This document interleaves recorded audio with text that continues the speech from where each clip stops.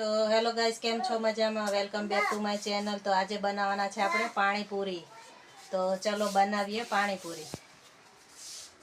તો પાણીપુરી માટે વટાણા, આપણા જે રગડાવાળી પાણીપુરી હોય ને એ બનાવવાના છે.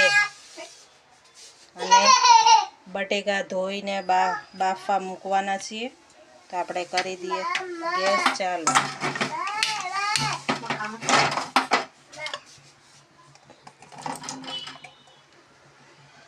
તો આપણે હવે કુકર બંધ કરી દઈશું.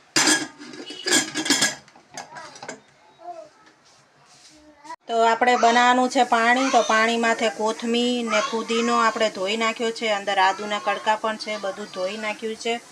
અને મરચાં પણ ધોઈને કટકા કરી નાખ્યા છે. તો હવે આપણે બનાવશું પાણી. આપણે બધું નાખી દીધું છે. હવે આપણે આને પીસી નાખશું.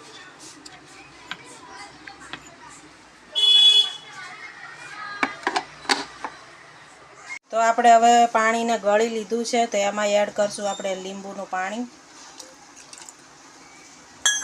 એટલે એકદમ એનો કલર બદલાઈ જશે. હવે અંદર નાખશું, આમાં છે મીઠું, કાળું મીઠું, ધાણા જીરું પાવડર અને શેકેલા જીરાનો પાવડર, આમચૂર પાવડર બધો મિક્સ છે. તો આપણું પાણી બની ગયું છે એકદમ રેડી. થોડું ટેસ્ટ માટે જરીક નાખશું આપણે લાલ મરચું, એટલે એકદમ કલર થઈ જશે બાર જેવો. તો આપણે બટેકા અને વટાણા બફાઈ ગયા છે. તો હવે આપણે એને આવી રીતે છૂંદી નાખશું. આપણે બનાવવાનો છે રગડો. આપણે હવે અંદર નાખશું થોડી હળદર, અને આ છે લીલું મરચુંનું થોડુંક પાણી છે, લીલા મરચું. આ છે નમક, કાળું નમક અને ગરમ મસાલો.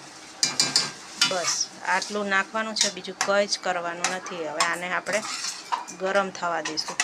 તો આપણો રગડો બની ગયો છે બાર જેવો તમે જોઈ શકો છો. અને અંદર આપણે નાખશું લીલા ધાણા, ધોઈને કાપીને કમ્પ્લીટ કરી મૂક્યા છે.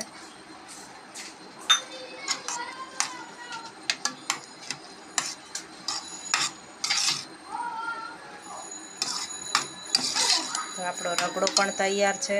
હવે આપણે પાણીપુરી સર્વ કરવાના છીએ. તો એના માટે